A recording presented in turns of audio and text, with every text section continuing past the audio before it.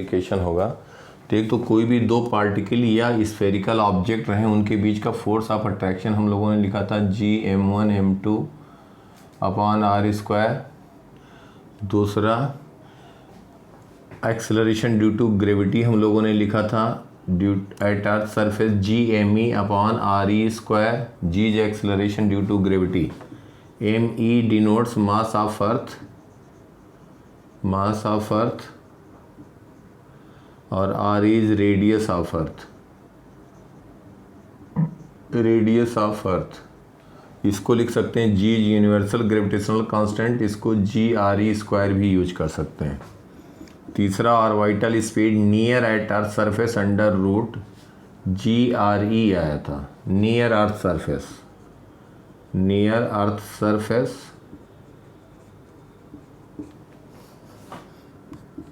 चौथा escape velocity हम लोगों ने डिराइव किया था √2GRE।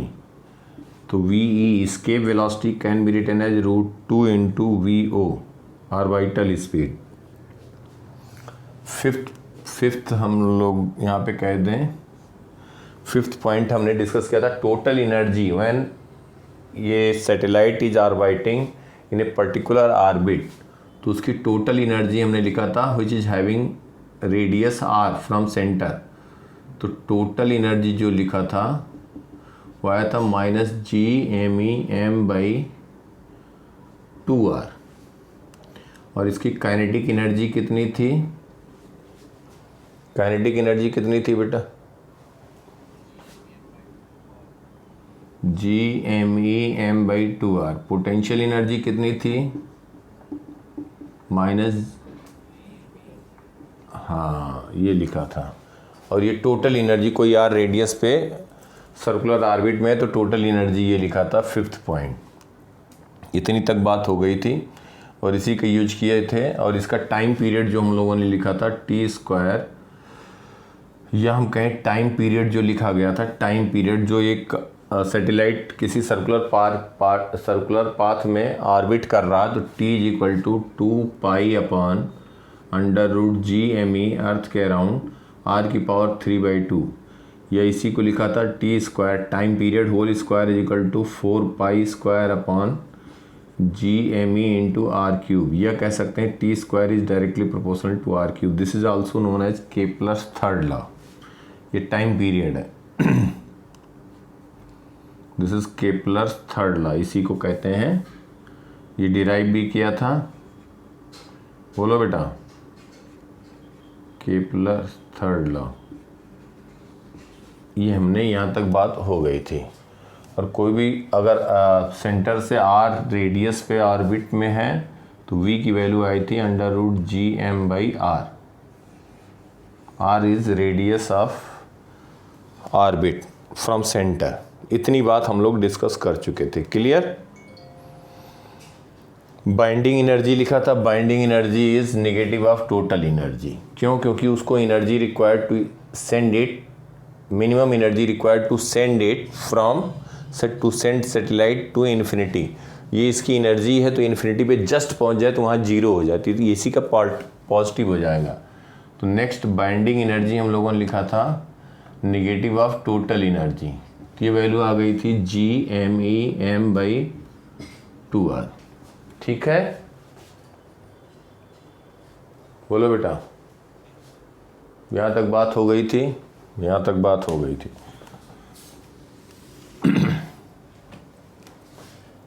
Binding energy is negative of total energy, तो GMEm/2R। अब इसी में हम एक जियो स्टेशनरी सैटेलाइट की बात करेंगे और केपलर्स लॉ। थ्योरी पार्ट में यही है जो भी तुम्हारे यहाँ पे है, बाकी तो इलेक्ट्रोस्टैटिक में यही पार्ट रहेगा सब कुछ। वहाँ पे M1 M2 की जगह Q1 Q2 आ जाएगा। कांस्टेंट यहाँ G है, वहाँ पे कांस्टेंट हो जाएगा 1/4πε0। वहाँ पे रिपल्सिव फोर्स होगा Q1 Q2 में, यहाँ M1 M2 में नेगेटिव है तो G को -1/4πε0 या 1/4πε0 इज -G, वो आएगा खैर इलेक्ट्रोस्टैटिक में। यहाँ पे तुम्हें इतना ही मतलब है बेटा। इसका स्क्रीनशॉट ले लिया, मिटाएं, इसी का पूरा यूज है। स्क्रीनशॉट ले लिया।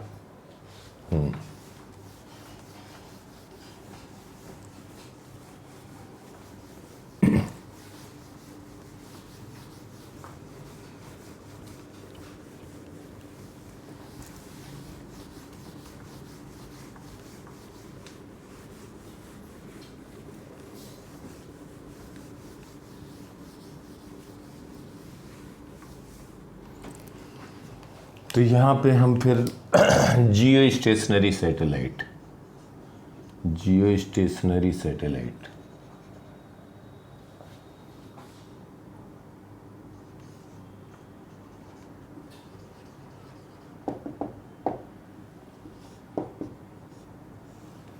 जैसे ये है अर्थ,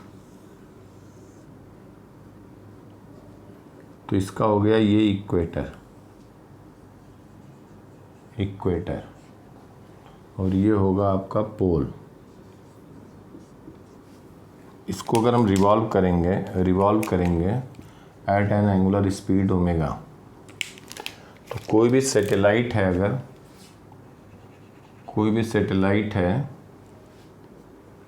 कि अगर रिवॉल्व कर रहा है सैटेलाइट, यहाँ से हम कहते हैं आर रेडियस पे, और जो सैटेलाइट है, जो अर्थ का रोटेशन है, अर्थ एक साइकिल कंप्लीट करता है 24 आवर में, इसका टाइम पीरियड अर्थ का यही है ना बेटा।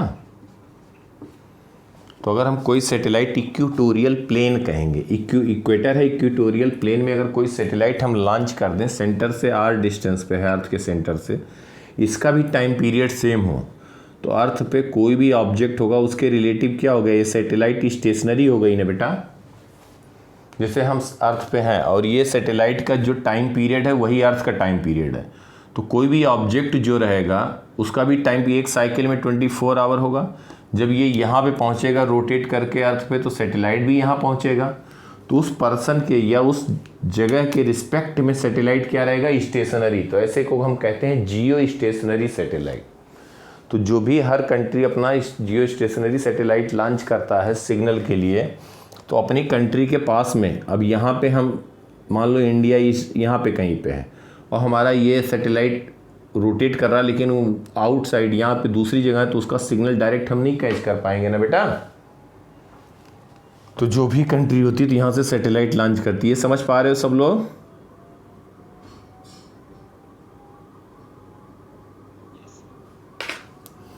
जो अर्थ का रोटेशन है, एक स्फेयर है, अर्थ रोटेट कर रहा है, अपने पोल के अबाउट रोटेट कर रहा है, टाइम पीरियड 24 आवर। कोई सैटेलाइट हमने लॉन्च किया, उसका भी टाइम पीरियड 24 आवर है। तो हम कहें कि यहाँ पे इंडिया है और यहाँ पे हम लोग इंडिया में ही हैं, तो ये इसका टाइम पीरियड है। तो हमारे रिस्पेक्ट में अगर हम यहाँ पे पहुँच गए तो हमारा सैटेलाइट भी यहाँ पहुँच गया, हाफ साइकिल हमने कंप्लीट किया, तो ये भी हाफ कंप्लीट किया। तो हम कहेंगे कि हमारे रिस्पेक्ट में सैटेलाइट क्या रहेगा, स्टेशनरी रहेगा। तो ऐसे सैटेलाइट को हम कहेंगे जियो स्टेशनरी सैटेलाइट। अब इसका टाइम पीरियड 24 आवर होता है, तो हम डिस्टेंस भी बता सकते हैं। देखो, इसका मास मान लेते हैं सैटेलाइट का m, अर्थ का मास, अर्थ के लिए बेटा हम m ही लिखते हैं, मास के लिए, रेडियस के लिए r ही लिखते हैं। तो इनके बीच जो फोर्स होगा, force of attraction, G_m_e_m/r², that is equal to mv²/r। m cancel हो गया, ये r कैंसिल हो गया, तो यहाँ पे हम कह दें v की वैल्यू हो गई √G_m_e/r। या इसी को लिखना चाहें तो हम टाइम पीरियड के फॉर्म में कह सकते हैं T = 2πr/r is the radius. तो एक साइकिल में डिस्टेंस ट्रेवल जो होगा 2πr/v, तो T को लिख सकते हैं 2πr/v लिखेंगे तो √G_m_e/r⁴ तो यहाँ से T हो जाएगा 2π√G_m_e/r⁴।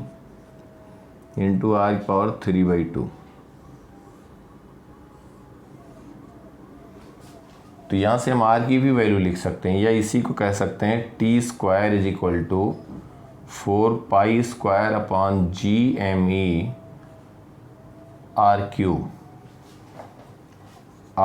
लिख सकते हैं G_m_e T² / 4π²।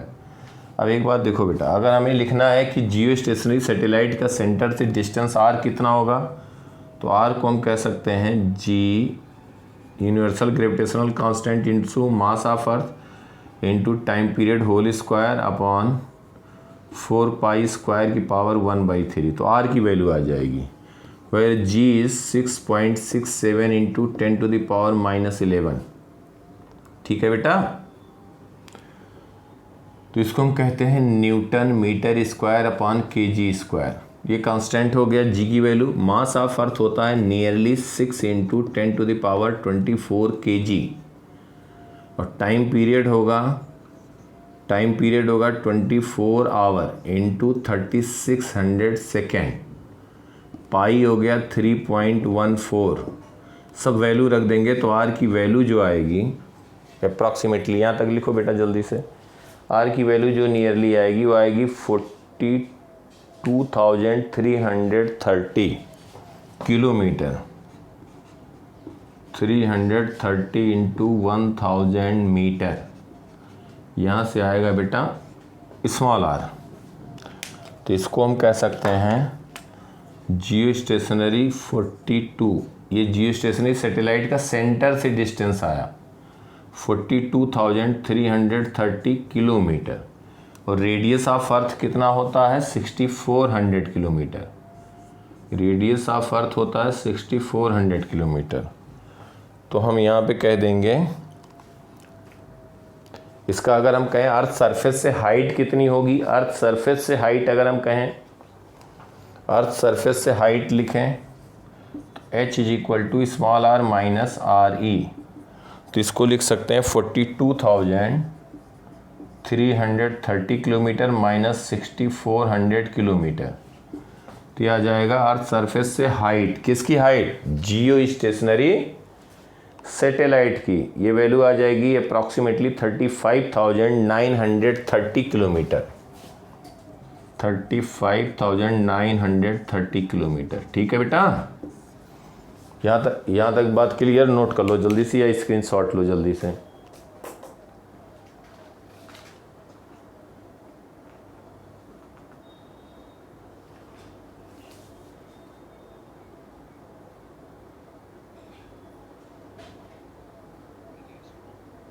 अब नेक्स्ट लिखो trajectory of A satellite for different speed. ये डायरेक्ट क्वेश्चन आ जाते हैं स्कूल एग्जाम में और मेंस में, एडवांस में तो ऐसे नहीं आते हैं, लेकिन उसको भी लिख लो। 5-6 पॉइंट, हम 5 पॉइंट बता रहे हैं। Trajectory of satellite for different speed. Trajectory of satellite for different speed.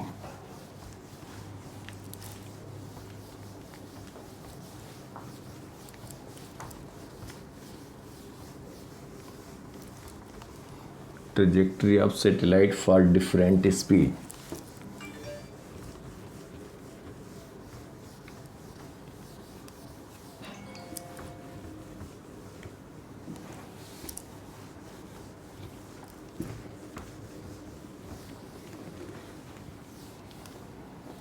Trajectory of satellite for different speed.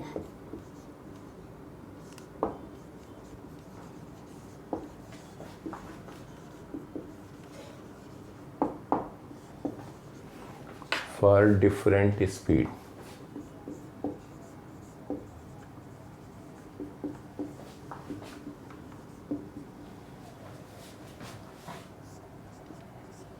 तो स्कूल एग्जाम और मेंस के पॉइंट से डायरेक्ट कभी कभी पूछ लिया गया है। तो बेटा क्या है कि पहले अगर हम कह दें सैटेलाइट की स्पीड, अगर हम कह दें कि less than orbital speed. Orbital speed क्या है, VO is equal to √GME upon RE, near earth surface. Near earth surface,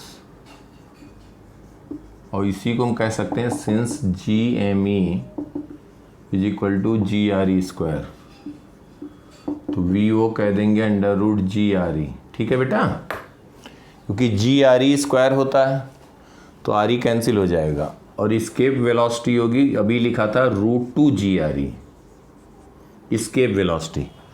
तो अगर जो वेलोसिटी होगी that is lesser than orbital speed, इससे कम अगर होगा तो सैटेलाइट की अगर स्पीड होगी तो इसका पाथ इलिप्टिकल होगा। ध्यान से देखना, इलिप्टिकल पाथ होगा। और अर्थ दो फोकस, इलिप्स में दो फोकस होते हैं, तो जो अर्थ लाई करेगा वो क्या होगा,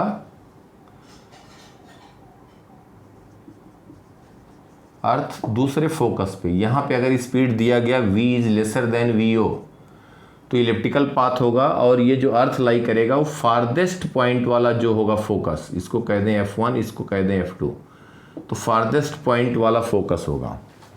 और एक चीज़ बता दें कि इसका पाथ इलिप्टिकल होगा और अर्थ का सेंस, अर्थ का ध्यान देना, ये बात नोट करना, इसका पाथ तो इलिप्टिकल बनना शुरू होगा, इसका सेंटर हुआ फारदेस्ट फोकस पे, लेकिन ये जाएगा इलिप्टिकल पाथ में और कहीं जा करके हिट कर जाता। वैसे इतना नहीं डिटेल पूछेंगे, इसकी कहानी लंबी है, डेरिवेशन वगैरह में कुछ चक्कर न पड़ो, कोई दूर दूर तक का नहीं लेना। एक्चुअल में कंप्लीट नहीं कर पाता, जाके अर्थ का साइज ज़्यादा होता है 6400 किलोमीटर, पाथ तो इलिप्टिकल ही बनाता है और ऐसे मूव करता है। कब करता है, जब v की वैल्यू ऑर्बिटल स्पीड से कम होगी तो इलिप्टिकल होगा, इसको हम कहेंगे इलिप्टिकल पाथ। इलिप्टिकल बेटा डायरेक्ट पूछा गया, कभी कभी पूछा गया तो हम उसको छोड़ना नहीं चाह रहे हैं कुछ, तो इलिप्टिकल पाथ होगा और ये जाके हिट कर जाएगा, कंप्लीट नहीं कर पाएगा। जबकि ये f2 फोकस पे, दूसरे फोकस पे ये अर्थ कहीं लाई करेगा।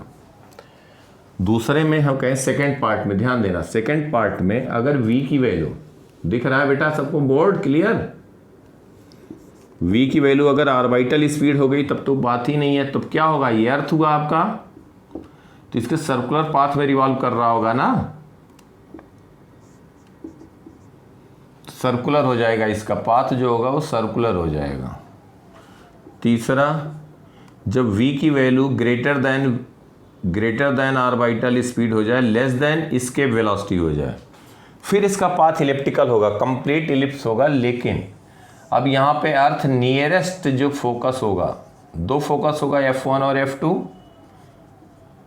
और ये अगर इसकी वैल्यू हो गई greater than vo less than escape, तब ये पाथ इलिप्टिकल होगा, पाथ इलिप्टिकल होगा और नियरेस्ट फोकस पे अर्थ लाई करेगा और ये कंप्लीट पाथ होगा, कहीं पे कोई प्रॉब्लम नहीं आएगी, कंप्लीट ये इलिप्टिकल पाथ फॉलो कर रहा होगा। चौथा पॉइंट हम कह रहे हैं, ये मालूम होना चाहिए, चौथा पॉइंट अगर कहते हैं v की वैल्यू v स्केप हो जाए, इफ़ v की वैल्यू हम अर्थ सरफेस से सैटेलाइट को स्केप वेलोसिटी के वैल्यू के बराबर दें तो अर्थ पे तो वापस आएगा नहीं, ये तो चला जाएगा अर्थ के ग्रेविटेशनल फील्ड के बाहर, लेकिन जो पाथ होगा वो पैराबोलिक होगा, पैराबोलिक पाथ होगा। आवाज आ रही बेटा सबको, पैराबोलिक पाथ होगा, पैराबोलिक पाथ में चला जाएगा, स्केप कर जाएगा। Fifth last point, if v is greater than v, इसके वेलोसिटी से ज़्यादा वेलोसिटी दे दें, इस केस में क्या होगा कि ये पार्टिकल या सैटेलाइट जाएगा इनफाइनाइट पे, तो जस्ट पहुंच जाएगा, उसकी काइनेटिक एनर्जी हो जाएगी जीरो, काइनेटिक एनर्जी हो जाएगी जीरो। एक सेकेंड बेटा,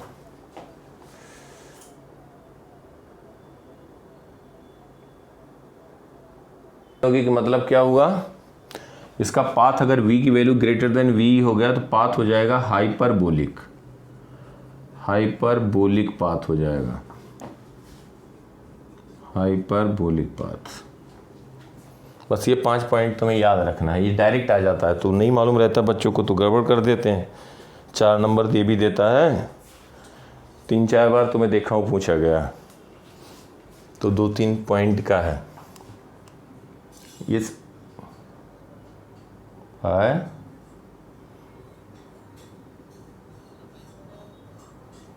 हाइपरबोलिक क्यों नहीं पॉसिबल है बेटा, जब यहाँ से इसके सरफेस से हम या नियर बाई सरफेस से लॉन्च करेंगे तो एक पैराबोलिक हो करके इनफाइनाइट पहुँच गया, अगर और ज़्यादा वेलोसिटी दिया तो हाइपरबोलिक हो गया, हाइपरबोलिक हो गया। और जब ये इसके वैल्यू के बराबर है तो पैराबोलिक गया दोनों में इनफाइनाइट पे, पैराबोलिक में गया तो हम इनफाइनाइट पे पहुंच के क्या बताएंगे कि जीरो इसकी वेलोसिटी होगी, जस्ट जीरो हो गई। यहाँ पे काइनेटिक एनर्जी इन्फिनिटी कुछ रहेगा, इसका सबका डेरिवेशन भी है तो उसका टेंशन न लो यार, कोई मतलब ही नहीं है। ये सब बीटेक में सिविल इंजीनियरिंग में सब एक एक पूरा डिराइव कराते हैं। हाइपरबोला आता है, उसका पैराबोला आता है, इसका इलिप्स आता है, कोऑर्डिनेट लेकर, पोलर कोऑर्डिनेट वगैरह लेकर के सब डिराइव किया जाता है, कोई मतलब ही नहीं है। जब इसकी वैल्यू ज़्यादा हो जाएगी तो हाइपरबोलिक हो जाएगा। हाइपरबोलिक होने का मतलब हो गया काइनेटिक एनर्जी इनफाइनाइट पे पहुंच के जीरो नहीं होगा, पोटेंशियल तो जीरो हो जाएगा। पैराबोलिक में दोनों एनर्जी जस्ट जीरो हो जाएंगी। इतना ही करो, बाकी कुछ करने की ज़रूरत नहीं इसमें। ये 5 पॉइंट बस लर्न कर लेना, 5 पॉइंट जो है वो तो यहाँ पे दे भी दिया गया, नहीं तो कहीं ये सब मेंशन भी नहीं करते हैं। ठीक है, बस इसके पांचों पॉइंट रहे कि इससे कम होगा तो पाथ क्या होगा, ओ के बराबर होगा सर्कुलर, तुम्हें पता है। इससे v की वैल्यू v ऑर्बिटल ज़्यादा हो, स्केप से कम हो तो इलिप्टिकल होगा। तब अर्थ फर्स्ट फोकस पे आएगा, इसमें सेकंड फोकस पे आएगा। और डिटेल में जानने के लिए बस ये भी समझ लो कि सेकंड पे जाके ऑर्बिटल ये पूरा कंप्लीट पाथ नहीं करता है। अर्थ का रेडियस 6400 किलोमीटर होता है, पैराबोलिक जा करके और हिट कर जाता है, इसके यहाँ पे सरफेस पे कहीं हिट कर जाता है, कंप्लीट वापस नहीं आ पाता है। लेकिन पाथ जब इसका डिराइव करेंगे तो ये इलिप्टिकल ही आता है। और तीसरे में पैराबोलिक हो जाए, चौथे में पैराबोलिक हो जाएगा, v की वैल्यू स्केप वेलोसिटी के बराबर होगी, उससे ज़्यादा होगा तो हाइपरबोलिक हो जाएगा। बस ये 4.5 लर्न कर लो। ठीक है, मिटाएं? बोलो बेटा, सबने लिख लिया, स्क्रीनशॉट लिया, सब नोट बना लिया करो अच्छे से। बस इस पे आएगा तो डायरेक्ट कभी भी देखना, दिखेगा नहीं क्वेश्चन, लेकिन अगर कभी कहीं आया हुआ तो इसलिए हमने कहा वो चीज़ नोट करा दें। तो ये जो है डायरेक्ट इस पे क्वेश्चन रहता है, बस सीधा तुम्हें मालूम होना चाहिए क्या बात होगा, आगे बढ़ जाओ।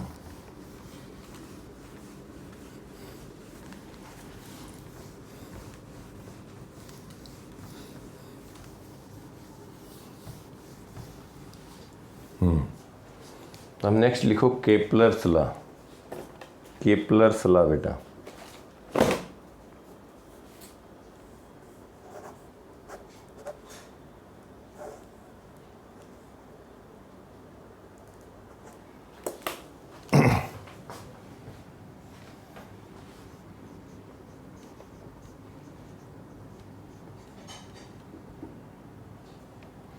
Kepler's laws,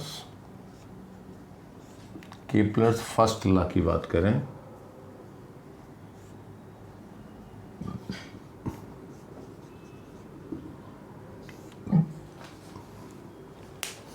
all planets revolve around sun in an elliptical orbit. All planets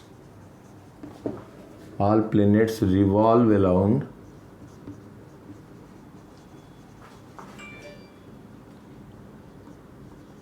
in an elliptical orbit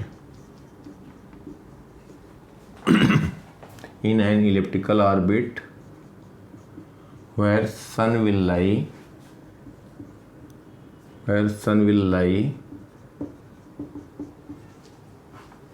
at one of the focus.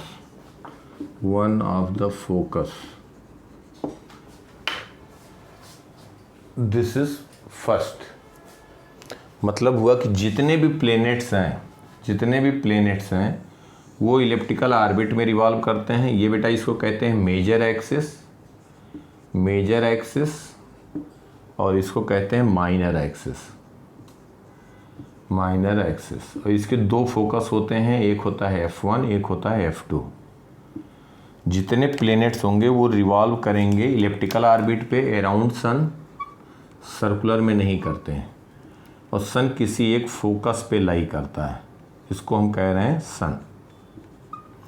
तो this was the Kepler first law. Kepler ने कहा जितने प्लैनेट्स हैं all revolves around sun in an elliptical orbit and where sun will lie at one of the focus, किसी एक focus पे लाई करेगा सन। Second law में कहा गया सेकेंड लॉ में कहा गया, देखो ध्यान से बेटा, जो सन से प्लेनेट मान लो ए पे है, ध्यान समझना, जो लाइन ज्वाइन किया गया तो dt टाइम में ये प्लेनेट ए से बी गया, प्लेनेट ए से बी गया। ए से बी गया मान लो dt टाइम में, तो जो लाइन ज्वाइनिंग है इसको हम कहें कि ऑल प्लेनेट, इसको कहा जाता है, पहले मैथमेटिकल टर्म में लिख दें, all planet sweeps out equal area. अभी समझाते हैं। All planets sweeps out equal area in equal time, मतलब इसका क्या हुआ कि जो सन से एक लाइन ज्वाइन किया हमने, प्लेनेट पहले मान लो t1 टाइम पे है या t = 0 पे ए पे है, और ये डेल्टा टी टाइम या dt टाइम के बाद बी पे पहुंच गया, तो जो लाइन ज्वाइन है ए और ए के बीच वही बी पे पहुंच गया। तो जो ये लाइन जितना एरिया कवर कर रहा है, all planet sweeps out equal area in equal time, इसी को कहते हैं एरियल वेलोसिटी। ध्यान देना बेटा, ये जो लाइन है यहाँ से यहाँ तक जो गया, मान लो ये डेल्टा टी टाइम में गया, बी पे पहुँचा, तो ये जो साइडेड पार्ट के एरिया है, जब प्लेनेट ये कहीं यहाँ पे होगा ए डैश पे, ध्यान देना कहीं ए डैश पे है, तो यहाँ से लाइन करें, मान लो दो प्लेनेट है, एक ए पे है एक ए डैश पे है, डेल्टा टी टाइम में ए बी पे पहुँचा तो ए डैश जो होगा वो बी डैश पे पहुँचा, तो ये जो एरिया होगा साइडेड पार्ट का area, both area will remain same. इसका मतलब जब प्लेनेट सन के पास जाएगा तो उसकी स्पीड ज़्यादा होगी। समझ पा रहे हो बेटा?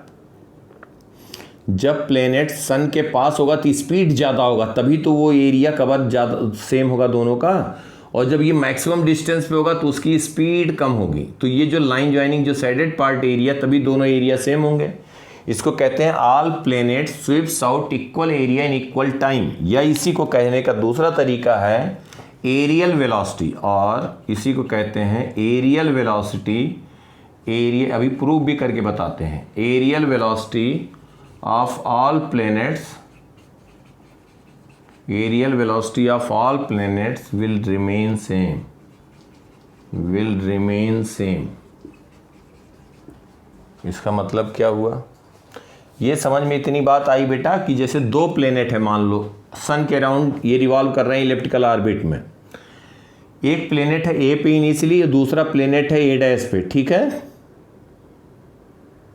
एक प्लेनेट ए पे है और एक है ए डैश पे। डेल्टा टी टाइम में ए से बी पे पहुंच गया, तो ये डेल्टा टी टाइम में ए डैश से बी डैश पे पहुंचा, तो जो ये लाइन ज्वाइनिंग है जितना एरिया कवर करेगा, both area will remain same. तो इसको कहने का तरीका है कि all planet sweeps out equal area in equal time, या कह सकते हैं areal velocity of all planets will remain same. Areal velocity मतलब एरिया कवर्ड पर यूनिट टाइम। आवाज आ रही बेटा? क्लियर यहां तक की बात? अभी प्रूफ करके बताते हैं। देखो इसका प्रूफ, स्क्रीनशॉट लिया?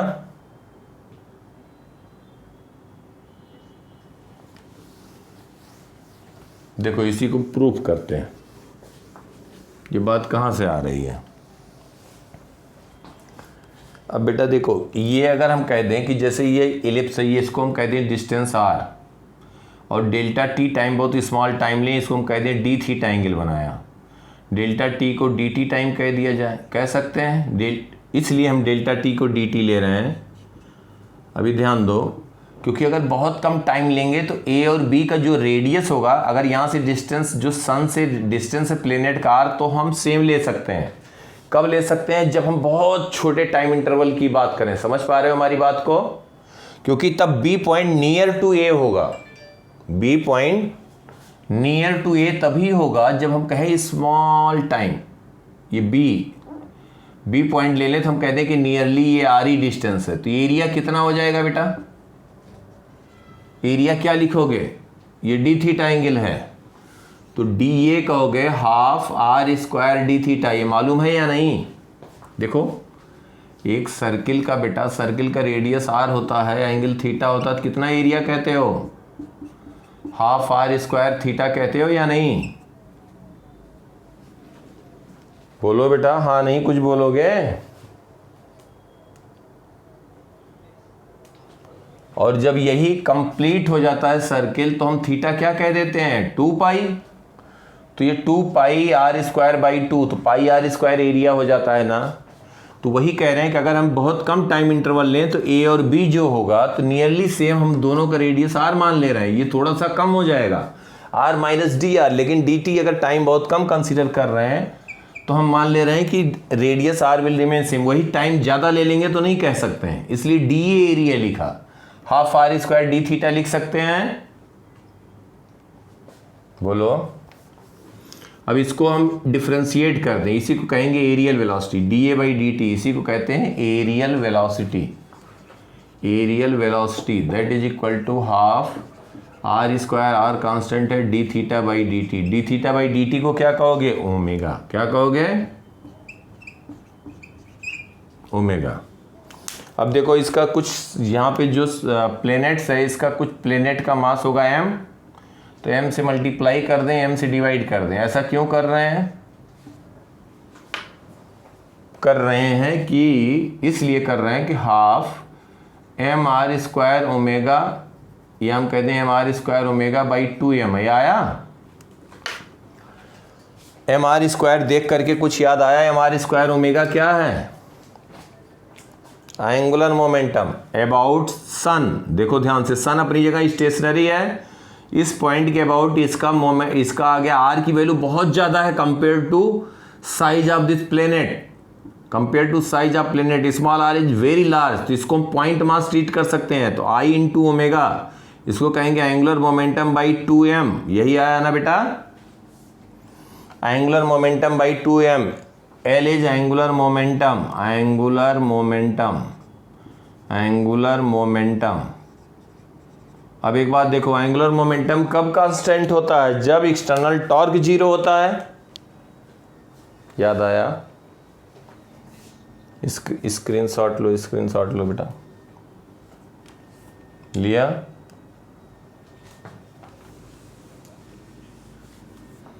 एंगुलर मोमेंटम कांस्टेंट तब होगा जब एक्सटर्नल टॉर्क 0 होगा। जब एक्सटर्नल टॉर्क 0 होगा, और एक्सटर्नल टॉर्क यहाँ पे 0 है। क्यों 0 है? क्यों 0 है? क्योंकि जो भी ये प्लेनेट और ये सन के बीच फोर्स लग रहा, ध्यान दो, वो फोर्स ऑफ अट्रैक्शन इसी सन से पास हो रहा है ना, तो सन के अबाउट टॉर्क क्या हो जाएगी? यही तो एक फोर्स है। तो since torque about sun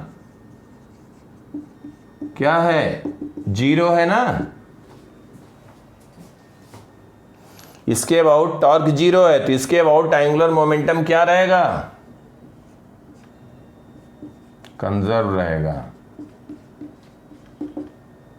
will be constant. इसी को कहेंगे L initial is equal to L final, या हम इसको कह देंगे कांस्टेंट वेक्टर। अब एक बात देखो, जब एंगुलर मोमेंटम कांस्टेंट हो गया, मास कांस्टेंट है, तो aerial velocity D A by D T constant आया या नहीं आया? यही कहा था केपलर्स ने। ये इसका हो गया प्रूफ, सेकेंड लॉ का। स्क्रीनशॉट लो बेटा।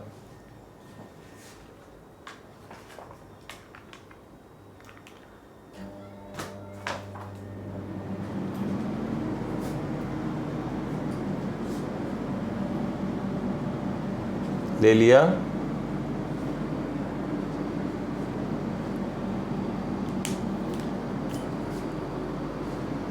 अब केपलर्स थर्ड लॉ लिखो।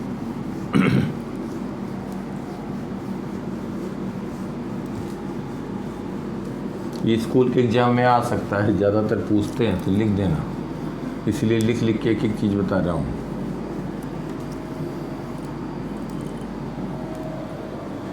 Kepler's third law.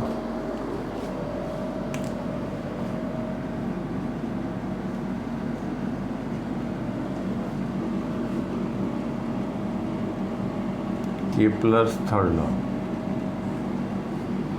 Third law है बेटा कि जैसे ये तो हमने देखा कि जितने भी प्लेनेट हैं सबके सब इलिप्टिकल ऑर्बिट में रिवॉल्व करते हैं, इलिप्टिकल ऑर्बिट में रिवॉल्व करते हैं।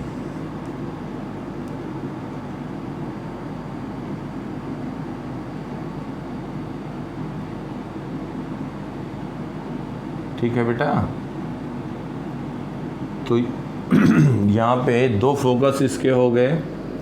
तो ये बताया कि जो प्लेनेट रिवॉल्व कर रहा है, ये रेडियस कह दें, मेजर एक्सिस का रेडियस r1, माइनर एक्सिस का r2। तो इसका जो टाइम पीरियड होगा, तो Kepler third law state that कि square of time period is directly proportional to cube of mean radius, इसको हम कहेंगे मीन रेडियस। अब मीन रेडियस का मतलब हो गया r1 प्लस r2/2, इसको कह दिया जाए r। तो इन्होंने कहा कि जो जितने भी square of time period of all planets is directly proportional to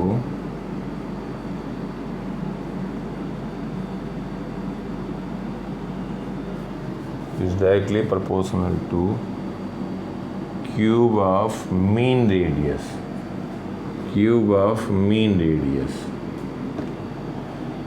और बेटा ध्यान दो कि जब मीन रेडियस लिया, इसका मतलब r रेडियस हम मीन ले सकते हैं। तो जो भी प्लेनेट से रिवॉल्व कर रहा है, इसका रेडियस r हो गया। तो याद करो कभी इसका टाइम पीरियड डिराइव किया था ना, तो क्या आया था, t²। gm mass, m is mass of the sun, यहाँ पे हो जाएगा अपॉन 4π² r³। यही आया था बेटा, याद आया। या स्पीड v मान लो, इसका फोर्स ऑफ अट्रैक्शन, इसको m कह दें, इसका मास m कह दें। तो फिर से यही कह दोगे तो gmm/r², मीन रेडियस, इसीलिए मीन रेडियस कहा गया। mv²/r, m कैंसिल हो गया, एक r कैंसिल हो गया, v आ गया √gm/r। टाइम पीरियड कहेंगे 2πr, एक साइकिल कंप्लीट करने में टोटल डिस्टेंस 2πr/v, तो 2π/√gm इंटू r⁻³ इसी का स्क्वायर कर दोगे तो 4π² gm r³, 4π² gm r³, यही आया ना बेटा। और 4π gm सब कांस्टेंट है, तो t² is directly proportional to r³ हो गया। This was the Kepler third law. ठीक है बेटा, तो थ्योरी पार्ट जहाँ तक था सब कुछ कंप्लीट है। और वैसे बाकी इलेक्ट्रोस्टैटिक में रहता है, जो तुम्हारा एडवांस तक आता है तो इससे नहीं आता है, इलेक्ट्रोस्टैटिक से ज़्यादा आता है। ऑलरेडी ये कॉन्सेप्ट वहाँ इन्वॉल्व हो जाता है। ये एक सबसेट होता है, वो सुपर सेट होता है इलेक्ट्रोस्टैटिक। तो वो इलेक्ट्रोस्टैटिक से ज़्यादा क्वेश्चन पूछते हैं स्कूल में। तो ये पूछा जाएगा बहुत कम, कभी कभी, मतलब रेयरली अगर देखेंगे तो इस पर 10-15 क्वेश्चन आए होंगे आज तक। तो इसके क्वेश्चन कम आता है, लेकिन स्कूल के पॉइंट्स इंपॉर्टेंट है। और ये इसलिए यहाँ से नहीं पूछे जाते क्योंकि इलेक्ट्रोस्टैटिक में ये तो जो है ही है, उसमें कुछ और एक्स्ट्रा भी आ जाता। तो इलेक्ट्रोस्टैटिक से ज़्यादा क्वेश्चन एडवांस में आता है। मेंस में तो आता है, हर साल तो नहीं आता, लेकिन कभी कभार, मतलब उसमें फ्रीक्वेंसी ज़्यादा है। एडवांस में ग्रेविटेशन से बहुत कम आता है, कम आता है। ठीक है, स्क्रीनशॉट लो बेटा।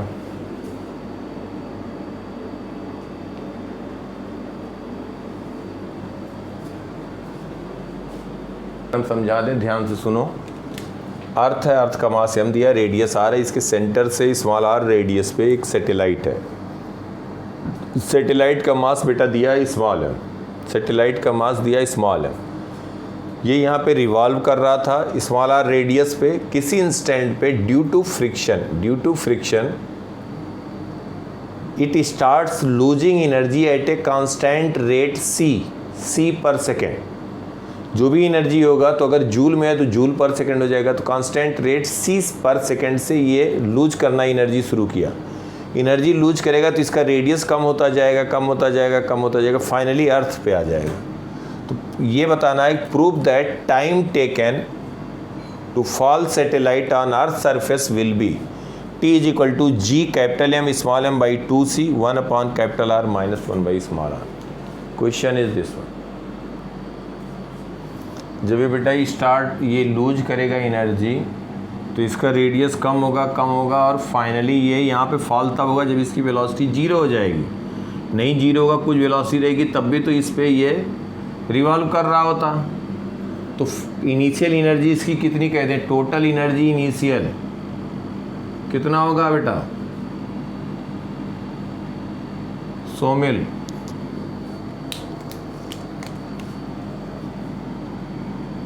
हाँ, by 2 small R. Final energy जब ये अर्थ सरफेस पे फॉल होगा तो कितना होगा दिव्यम?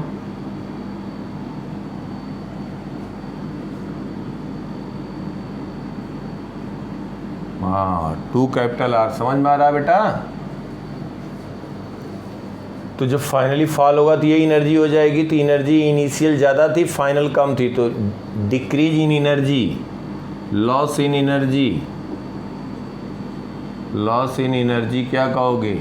Total energy initial minus total energy final, total energy final, तो माइनस GM/2R माइनस फाइनल क्या लिखोगे? Minus GM/2R। समझ में आ रही बात? तो हो जाएगा GM/2 1/R माइनस 1/R। ये क्या हो गया? Loss in energy. किस रेट से डिक्रीज कर रही है एनर्जी बेटा? C per second. तो टाइम टेकन क्या हो जाएगा? Time taken is equal to loss in energy, loss in energy, loss in energy upon time taken. Loss in energy upon rate at which it decreases. तो यहाँ पे time taken T आ जाएगा G capital M small m/2C 1 capital R minus 1/R। यही तो prove करना था बेटा। बोलो, सब आसान बात है। नोट कर लो, स्क्रीनशॉट लो इसका जल्दी से। लिया?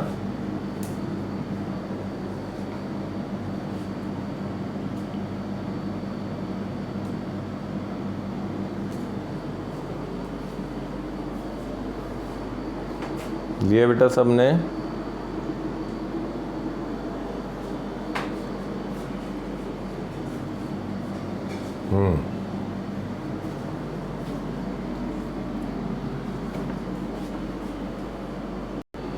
इसमें दिया था कि 2 प्लेनेट हैं जिनके मासेस का रेशियो दिया है 1:10।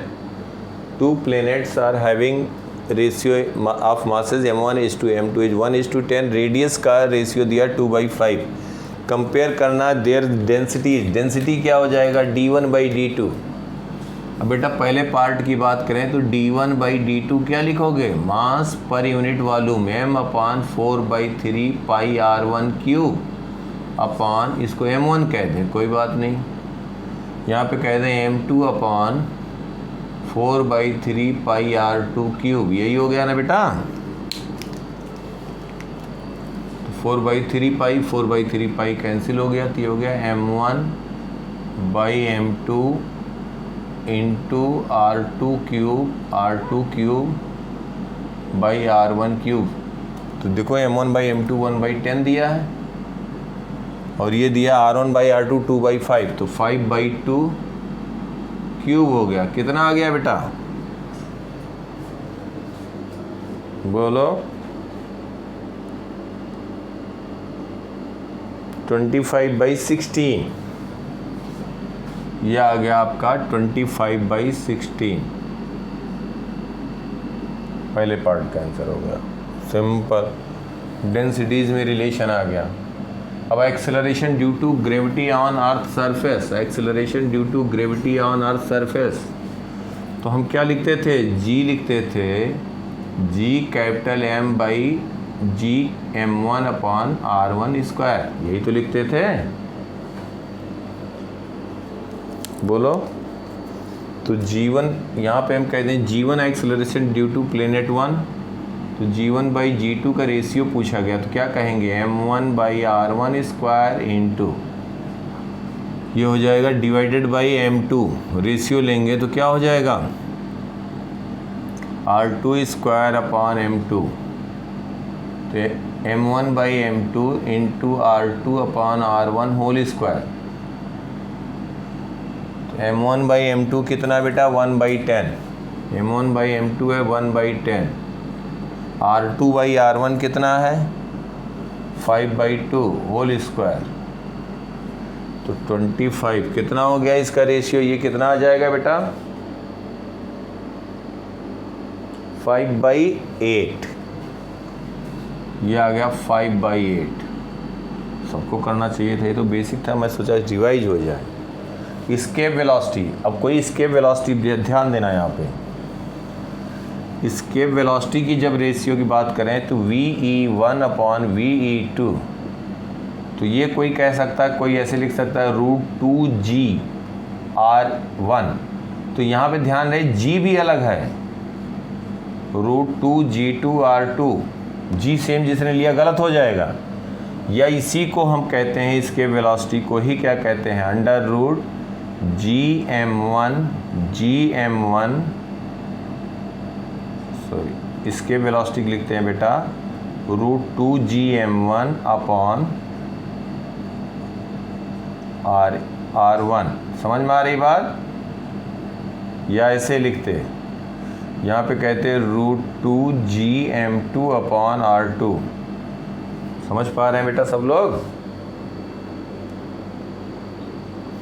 या तो ऐसे लिखें, तो यहाँ पे क्या हो गया कि G यूनिवर्सल ग्रेविटेशनल कांस्टेंट, और ये तो कांस्टेंट, ये तो कैंसिल हो जाएगा, या तो G1 G2 जो acceleration due to gravity ratio लिखे और रेडियस का वो यूज करके लिखो, या यहाँ से लिखो √M1/R1 इंटू √R2/M2। समझ में आया सबको, इसको कह सकते हो √M1/M2 इंटू √R2/R1, तो √M1/M2 कितना है 1/10, R2/R1 कितना हो जाएगा √5/2, तो ये हो गया 5/2, तो ये हो गया कितना बेटा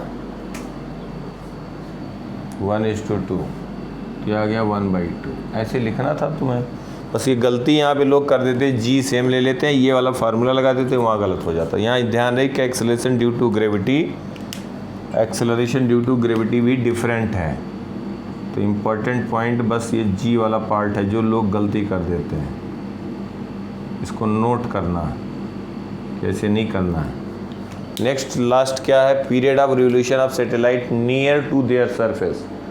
period of satellite near to their surface, क्या लिखोगे नियर टू देयर सरफेस, तो डिस्टेंस मान लोगे R, डिस्टेंस मान लोगे R,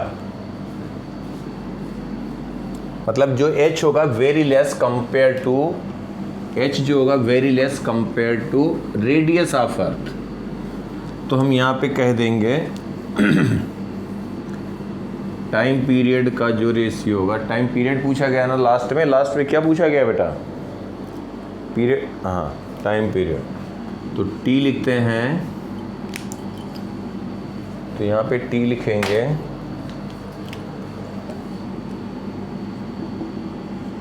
2π√GM1 into R1/3/2, capital है तो कैपिटल लिख दिया जाए, कैपिटल R1/3/2, ये हो गया T1।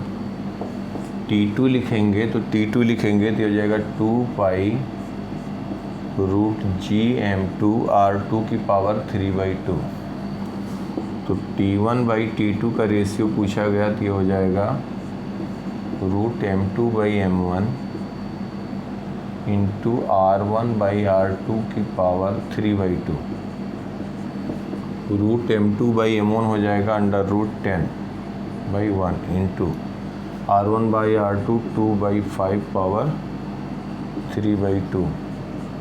इसको ऐसे भी लिख सकते हो, कैलकुलेशन बता रहे हैं आसान बनाने के लिए, 3/2 है तो 2/5 कह दो, इसको √2/5 कह दो।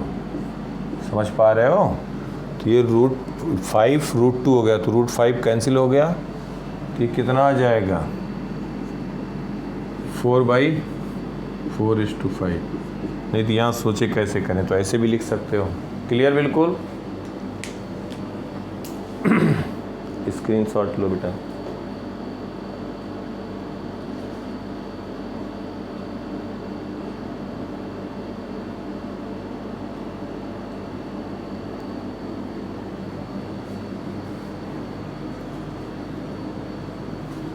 ले लिया।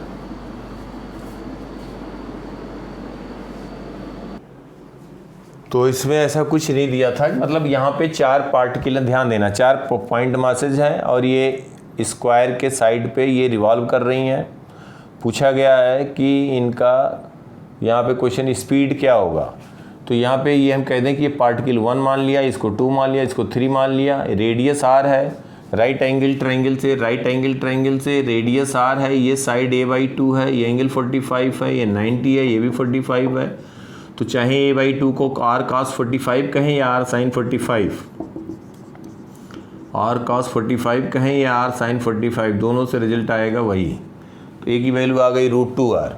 अब एक फोर्स इस पे आ गया F1, इस डायरेक्शन में Gm1 M2, दो सबके मासेस सेम है। Gm²/a², 90 डिग्री पे है, और एक डायगोनल के साइड में आ गया Gm²/2r²। तो इस पर फोर्स दिखा दिया। ये कंपोनेंट इसका हम कह दें cos 45 sin 45, ये कैंसिल आउट हो जाएंगे। तो f cos 45 plus f cos 45 plus f dash is equal to mv²/r।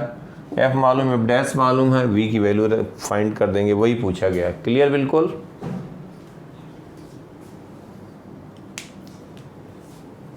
बिठाएं इसको।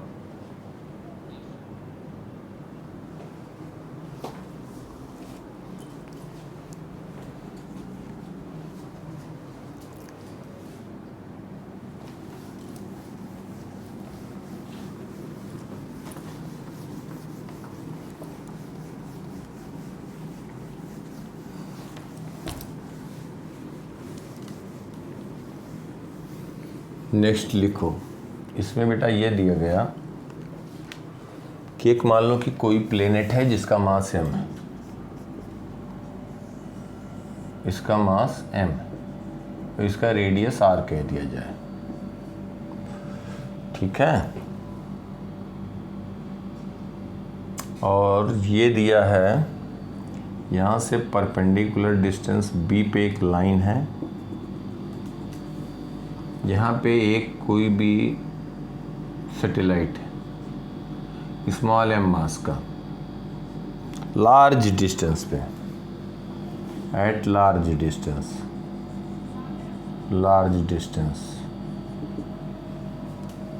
यहाँ से पूछा जा रहा है कि find v minimum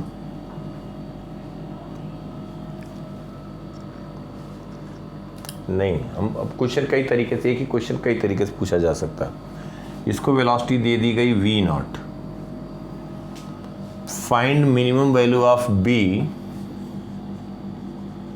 find minimum value of b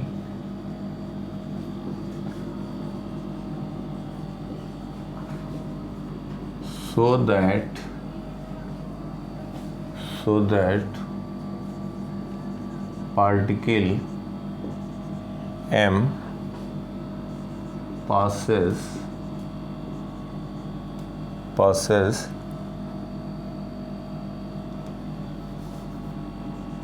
by grazing, ध्यान समझना, भी समझाता हूँ, by grazing mass m। मतलब क्या हुआ, इसकी मिनिमम वैल्यू कितनी हो बेटा कि जो ये हम यहाँ पे m मास है, कोई पार्टिकल का m मास है, पार्टिकल मतलब ये कैपिटल M के कंपैरिजन में अगर इसका डायमेंशन कम है तो it will be treated as particle. तो v0, इसकी वैल्यू v0 कितना दिया, v0 दिया गया है इनफाइनाइट लार्ज डिस्टेंस, मतलब इनफाइनाइटली लार्ज डिस्टेंस, यहाँ कहीं बनाए बात वही हो गई।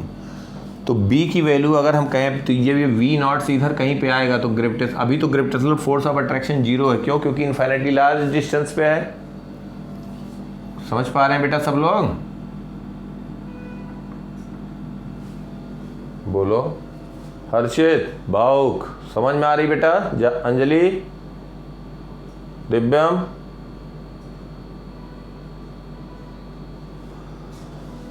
सोमिल क्लियर है ना बात? अभिषेक,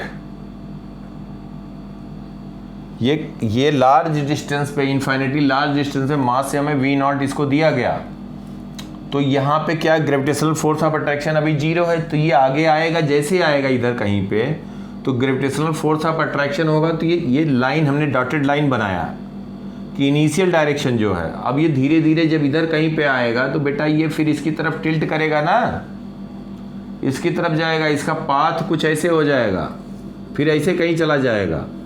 ये कहा गया बी मिनिमम कितना हो कि ये जस्ट इसको ग्रेज करता हुआ जाए। हमारी बात समझ पा रहे हो? क्वेश्चन मिनिमम बी कितना हो कि यहां से आए और इसके सरफेस को जस्ट टच करता हुआ निकल जाए। इससे कम अगर बी होगा, वो बी हमें बताना है, जस्ट ग्रेज करके निकल जाए सरफेस से। इससे कम होगा तो आ करके ये टकरा जाएगा इसी से। समझ पा रहे हो हमारी बात को? इससे ज्यादा बी होगा तो यहां कहीं से आ करके ऐसे निकल जाएगा। तो बी मिनिमम कितना हो कि जस्ट ग्रेज करके निकल जाए। तो दिस इज द क्वेश्चन। अब क्या किया जाए, कैसे बताया जाए? क्योंकि उसमें बेटा मैं जो देख रहा हूँ वो सब वैसे ऐसे ही है, डायरेक्ट करना, जो नहीं होता मुझे बताना तो मैं उसको डिस्कस कर दूंगा अगली क्लास में, कल ही कर दूंगा। अगर कर पाते हो, कर ही नहीं पाओगे कल सब पूरा टाइम, जब भी रहेगा तो बता देना कि ये जो है इसका डिस्कस कर दीजिए। तो मैं संडे को रख देता हूँ डिस्कशन के लिए, मतलब डिस्कस करके फिर आगे हम पढ़ाएंगे, लेकिन संडे तक इतना रहेगा कि एक बार इलिस्ट्रेशन इन चैप्टर एक्सरसाइज जो भी रहेगा देखना यार। जो लगता है खो जाएगा उसको बाद में करना, और जो लगता है कुछ ऐसा है तो करके देखना, नहीं होता है तो फिर हम उसको डिस्कस कर देंगे। उसमें तुम्हें तब मतलब अच्छे से समझ में भी आएगा। ऐसा कुछ मुझे दिख नहीं रहा है, तो यही हम अपनी तरफ से बना के फिर दे रहे हैं जो हमें समझ में आ रहा है कि सब तरह क्वेश्चन थोड़ा सा है। देखो तो करेंगे क्या, अप्रोच क्या लेंगे, बात तो यह है। शुरुआत कैसे किया जाए, इंपॉर्टेंट बात यह है आंसर से ज़्यादा। देखो बेटा, इसके अबाउट एंगुलर मोमेंटम कंजर्व होगा। ये प्लेनेट अपनी जगह पे है, इसका मास और वो पार्टिकल है, capital M is much greater than small M. इसके about angular momentum initial M V naught into B clockwise positive, इसका 0 इज इक्वल टू, जब ग्रेज कर रहा होगा जस्ट टच करते हुए निकलेगा तो M V dash into perpendicular distance R, ये भी डायरेक्शन हो गया, रोटेट करा दो इसके अबाउट क्लॉकवाइज पॉजिटिव प्लस 0। तो दो अननोन है, v यहाँ पे कहें v डैश और स्मॉल b, दो अननोन है बेटा ना, v डैश और b। इसके अबाउट एंगुलर मोमेंटम कंजर्व कर दिया, अब एनर्जी कंजर्व कर दिया जाए। एनर्जी इनफाइनाइट पे एनर्जी कितनी है, पोटेंशियल 0 है, काइनेटिक कितना है, half M V naught square.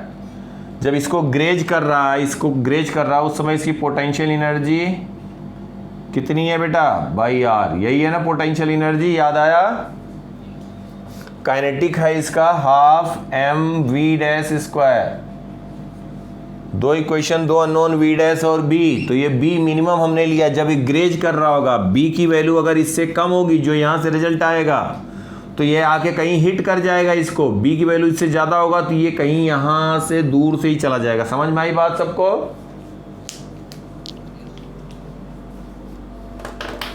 तो एक बार करना, नहीं तो हम फ्लूइड स्टार्ट करेंगे कल से। एक बार पलट लेना पूरा, कहीं पे भी कुछ लगता है, कुछ नहीं है, 10 15 20 30 तो क्वेश्चन है यार, इसको एक बार ऐसे देख लेना। जहाँ भी लगता है कि ये सर ये कैसे होगा, बस उसको हम फटाफट बताते हुए निकल जाएंगे। आधे घंटे में सब डिस्कस कर देंगे अगर तुम अटेम्प्ट करके आओगे। आधा घंटे में लिखते जाएं, क्वेश्चन नंबर बोलोगे, फट से हम वहाँ पे बता देंगे। हमें पता है ना कि कहाँ पे प्रॉब्लम हो सकती है, किस में, बस खट से लिख देंगे। 2 मिनट काम तुम्हें लगेगा, हो गया, ऐसे ही होगा। तो एक बार पूरा अटेम्प्ट कर लेना, मतलब ये जो थ्योरी बताया पहले लिख करके एकदम कर लेना अच्छे से, क्योंकि स्कूल के पॉइंट से बहुत इंपॉर्टेंट है। और दूसरी क्योंकि स्कूल वगैरह में रोटेशन का सीधा स्टेट देते हैं, वो ज़्यादा उस तरह देते नहीं, लेकिन साथ में तुम्हें अपनी तैयारी करना जिसके लिए कर रहे हैं, तो उसके लिए पूरा एक एक क्वेश्चन जो बात हुई कर लेना, और इसको भी सोचना, और जो भी क्वेश्चन में डाउट रहता तो उसको डिस्कस कर देंगे। बेहतर वही होगा, क्योंकि हम अपनी तरफ से देख तो रहे हैं, हम सोचे थे क्वेश्चन बहुत कराएं और कराएं, तुम भी करोगे, कर लोगे वही डेंसिटी मास, कभी m1 m2, कभी कहीं किसी हाइट पे, कभी दे दिया जाएगा कि ये कोई एक प्लेनेट है, यहाँ पे रिवॉल्व कर रहा है स्मॉल r रेडियस पे, उसको 2r रेडियस भेजे कितना एनर्जी दे दें, भैया वहाँ फाइनल एनर्जी लिख लो, यहाँ की एनर्जी लिख लो, सब डिफरेंस ले लो। भाई 2r पे है तो उसकी energy minus G capital M small M upon क्या लिखोगे 2 इंटू जो भी रेडियस है, और पहले कितना था तो 2 इंटू जो पहले रेडियस है, तो final energy minus initial energy, तो हम कहेंगे जितना एनर्जी रिक्वायर्ड है। समझ गए ना। तो 3-4 क्वेश्चन तो ऐसे में देख रहा हूँ, तो कुछ ऐसा है नहीं, या देखना जो भी लगे मैं क्या कह रहा हूँ तो वो बताना मुझे, वैसे एक बार देख लेना। ठीक है बेटा, ओके बेटा, bye, take care, see you, bye bye, see you next class, bye.